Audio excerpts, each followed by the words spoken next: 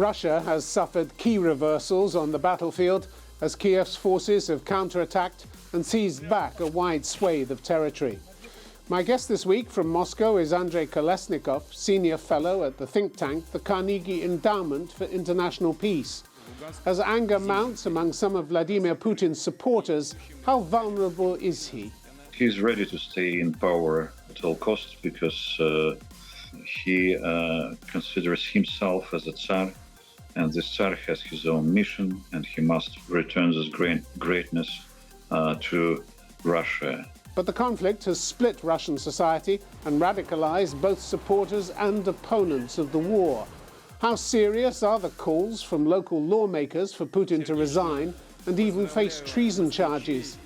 And will Russia pose more of a threat to the West if it wins the war or loses? Andrei Kolesnikov in Moscow, welcome to Conflict Zone. Thanks a lot. Seems clear that Ukraine has made some important military gains in recent days. As things stand now, how big a setback are these Ukrainian advances for the Kremlin? It's a hard question because I don't think that Kremlin has a ready answer to this counteroffensive. Military answer, and political one, and psychological in order to let's say, justify possible problems. For the beginning, they said that this is a regrouping of troops, not more. But I think Kremlin is not ready to make any concessions in any diplomatic sense, in the political sense. It is ready for further war of attrition.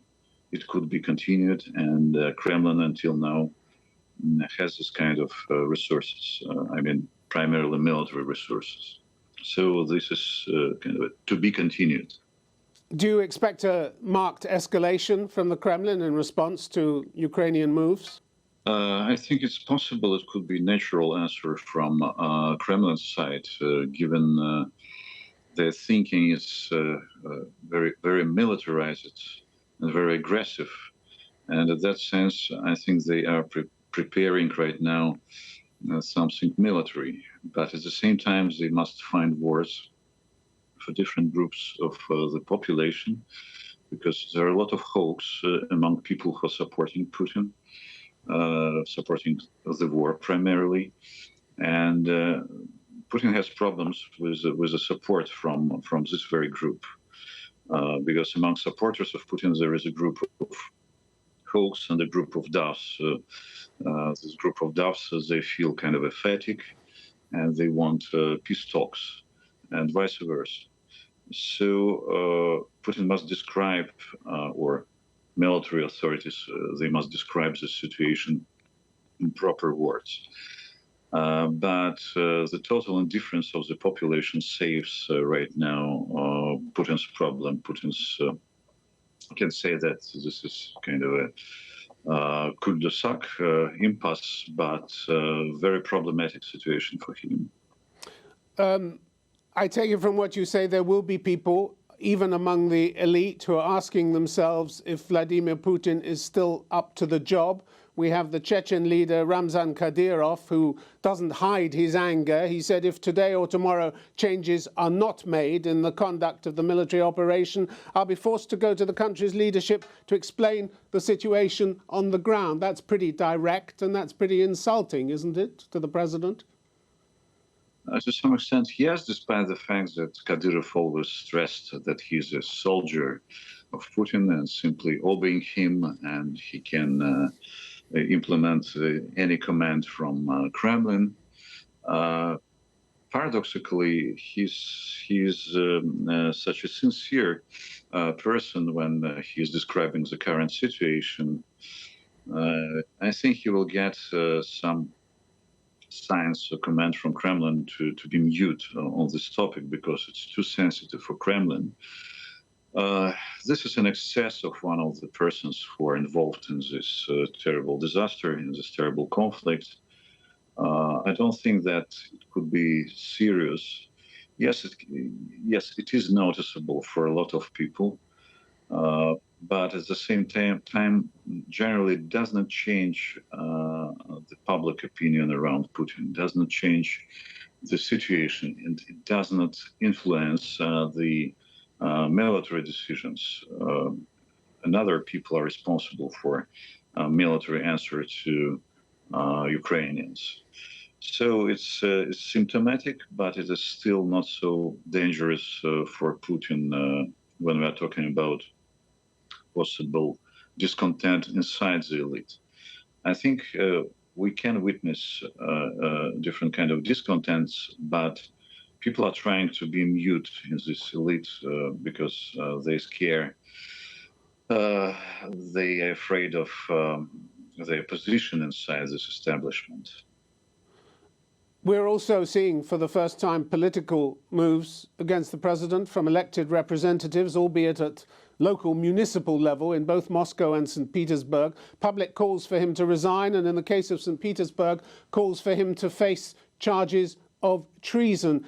Isn't it extraordinary, these moves, and how serious do you think they are, or how serious could these become? This is a very interesting phenomenon because politically, it is not so important for Kremlin. It isn't a danger for Kremlin of any kind, because municipal deputies do not play any significant role in this political system. But at the same time, it's symptomatic that people don't feel fear in a situation when they could be persecuted for this kind of letters.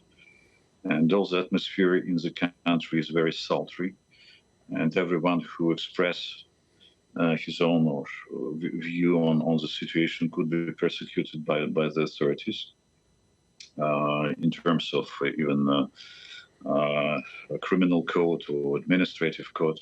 It's unpleasant. But nevertheless, people express such a fatigue from this situation that they won't openly, voluntarily express discontent with Putin's actions. This is something new, especially from the side of municipal deputies. And maybe this is a new sign of growing discontent inside not only elite, but inside the society as such, because municipal deputies are closer to the society than any kind of another state level of deputies, regional level or federal level. What happens if these actions spread to other municipal authorities or to Moscow itself? How dangerous could that be for the president? These people should be suppressed. And for the moment, nobody paid a lot of attention to it. But it is possible that all those people who signed this kind of letters could be in trouble. I'm afraid that it couldn't be spread all around the whole Russia. In that case, yes, it's dangerous primarily not for Putin, but for deputies. Again, but it's really important that civil society is still here, and civil society is still expressing its views, not only using such a tool as coming to the streets or broadcasting as journalists are doing it, but writing letters to top authorities accusing Putin in a state treason. This is an important sign. Up till now, Moscow has done everything, or seems to have done everything, to pretend that life is just the same as ever in Russia. No mass funerals, no weeping mothers on television. The ballet and opera seasons are getting underway in Moscow. Museums, galleries are open. The party boats are going up and down the Moscow River. Is this fictional normality about to come to a sudden end? Do you think we'll see full-scale mobilization now? Yeah, this is the right term, fictional normality. Putin creates this impression, and his people are creating it.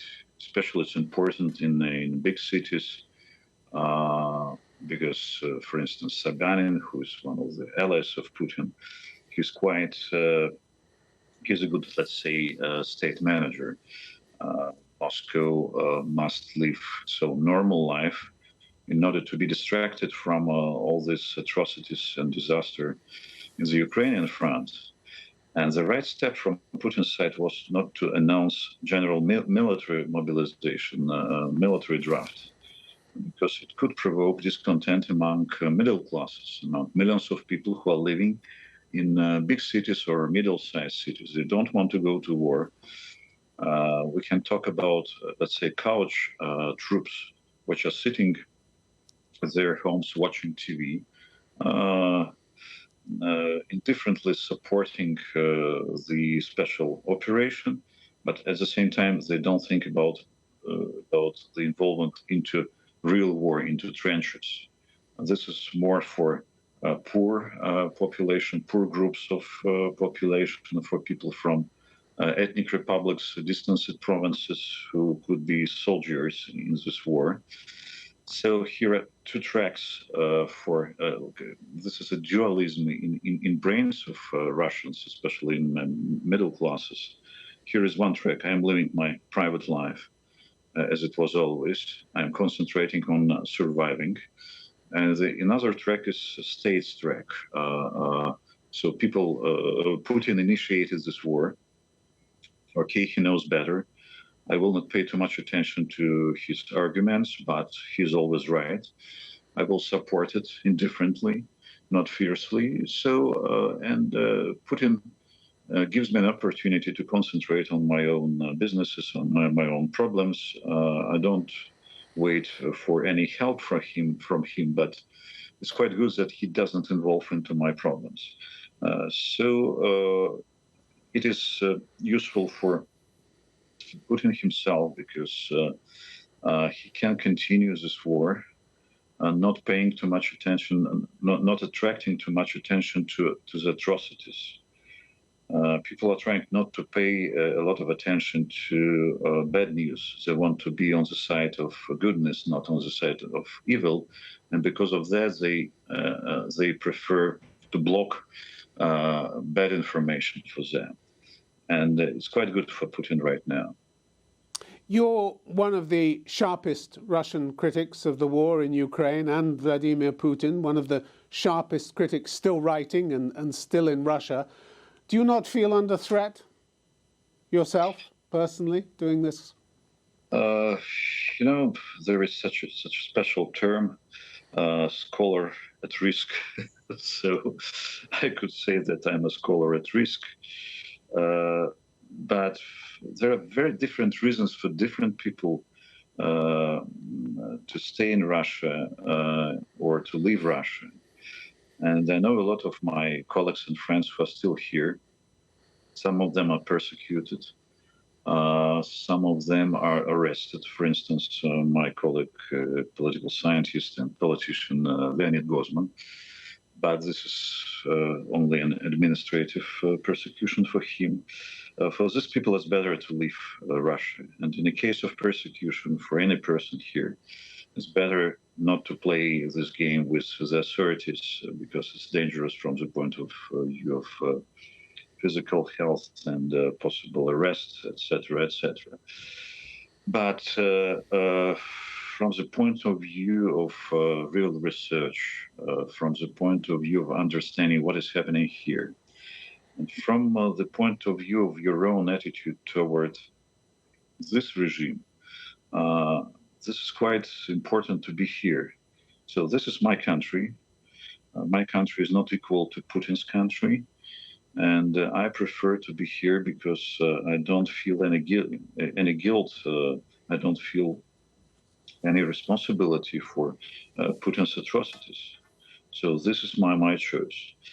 But again, in some circumstances, it could be inevitable to leave the country, just like it was inevitable for primarily prominent journalists to leave Russia in order to contribute information, real alternative information for the Russian population. They can't do it from inside. Until now, I can broadcast and I can write, but it could finish in any moment. Putin doesn't scare you, though, does he? He's a real dictator who is sincerely sure that nobody can shatter his authority, that he has mission to create new sovereignty, new greatness to Russia, and he must consolidate people around him. And people who are not ready to be consolidated, they are simply national traitors, his column enemies, foreign agents, etc. He is not the president of the whole Russia and all Russians in that sense. Maybe he respects his team, he respects his enemies, but it doesn't mean that they couldn't be persecuted because of this respectable status. So he's sure that he's doing everything right. You've written at length about your country, past, present, future, but I was struck by how you recently connected the dots. Russia, you said, is unlucky with its future because it's unlucky with its past. It suggests your country is chained to, what, a violent history and can't find its way to breaking free from that? Is that what you meant to convey? I mean that one of the grounds for Putin's ideology is the glorious past and very specific interpretation of the history, which is really a falsification of your own history, because he takes dark pages of this past and he's whitewashing. For instance, he's whitewashing the Stalinist time, and in that sense, historical policy for him, this is a tool for governing this country. He creates false, glorious past, and this is a ground for consolidating around him. Is an inheritor of this greatness. So, if we'll take a real past, if we could be ready for any kind of normal reading of this past, we can make conclusions from it, bad conclusions, horrible conclusions, but this is a ground for going somewhere for the future, just like it was in perestroika times, when we became to know something about ourselves, about our past, and it became an open window for the future, for moving from horrible past to normal future, to westernize it and modernize it Russia. Right now, everything is vice versa. So it's very important to recreate the understanding of your own past, being able to know and to admit that some pages in this past were horrible. You said that Putin whitewashes the Stalinist period now, but it wasn't always that way. 5 years ago, he stood by the so-called Wall of Grief in Moscow and said it was important to remember the repression that took place in Soviet society. And now children are taught in your schools that the old Soviet Union didn't repress anybody. What changed Putin, do you think? I don't believe in the evolution of Putin's views, absolutely. In the year 2000, when he only began his way to power, I compared him with Mussolini in terms that he can restore some totalitarian features which were typical for our past. And he simply adapted to current circumstances. From the beginning, he was inheritor of Yeltsin, and he had to support some ideas about democracy, good relations with the West, etc., etc. But now he's absolutely sincere. He's free from politeness. He lost his shame absolutely. He disrupted all the ties with the West. So he's the Tsar of Russia, and he expresses content with it. So for him, repressions, he admits he's ready to say that there were repressions, but at the same time, he can't admit, and he can't allow to his people to admit that it was so significant in the history. Maybe it was a tool which could help Stalin to rule, to create an order. So it's kind of a contradictory approach to it.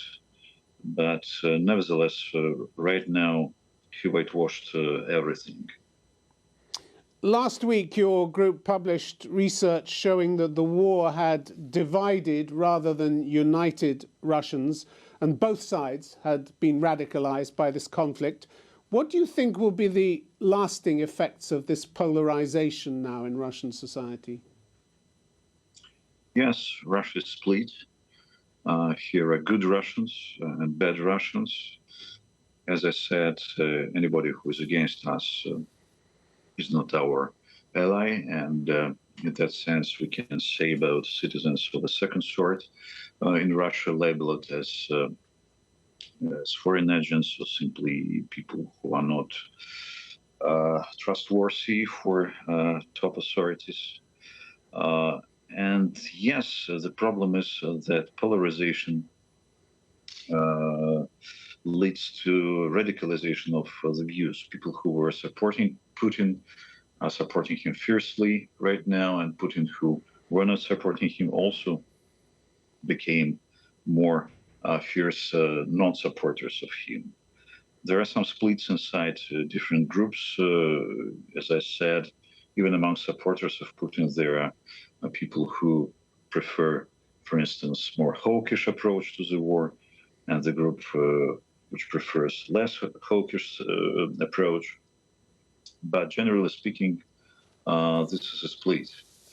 And it is leading to, let's say, hybrid civil war between Russian groups of the population. Not a physically, it is not visible as a physical, let's say, real war between different groups who are fighting with each other. It is more about attitudes towards non-supporters of Putin as again to the citizens of a second sort. Mr. Kolesnikov, I'm sorry to interrupt you, but we're running out of time. I just want to get to a couple more points. You say that Russia is at a dead end, a historical dead end, as you put it. What did you mean by that? It can't move forward, can't move backwards. If it's true that it's at a dead end, what happens next? You know, this nation must recreate itself. If you will visit Moscow, you will see that everything is okay. But I feel in this atmosphere something kind of a despair, disillusion. People are very apathical.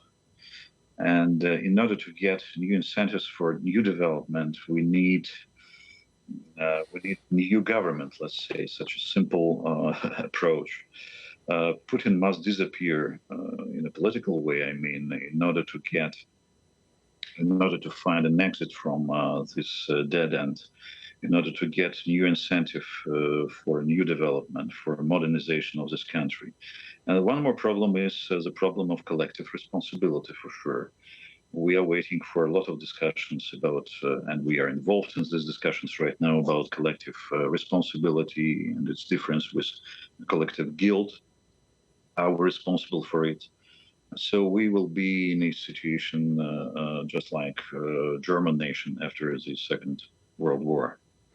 What happens if Putin can't claim victory, if the reversals on the battlefield continue? Will he pose more of a threat to the West if he wins or if he loses? I think it's absolutely equal. He can be dangerous being victorious, and he can be dangerous being in defeat situation. But he really could be cornered, and he could be, let's say, insulted by this defeat. And in that sense, he could be more dangerous because he has a nuclear weapon. This is the main problem. But generally speaking, he can describe his defeat as a victory for the population. And population will accept it indifferently, because here is a fatigue from this war, and people are waiting for the end of the story. At the same time, they understand that it could be prolonged war, and they morally are ready to the prolongation of this disaster. Very briefly, do you think he's just desperate to stay in power at all costs? Yes, he's ready to stay in power at all costs because, again, he considers himself as a Tsar, and the Tsar has his own mission, and he must return this greatness to Russia. Unfortunately, this is really so. This is his psychology. Andrei Kolesnikov, it's been good to have you on the program. Thank you very much indeed. Thank you. Thank you so much.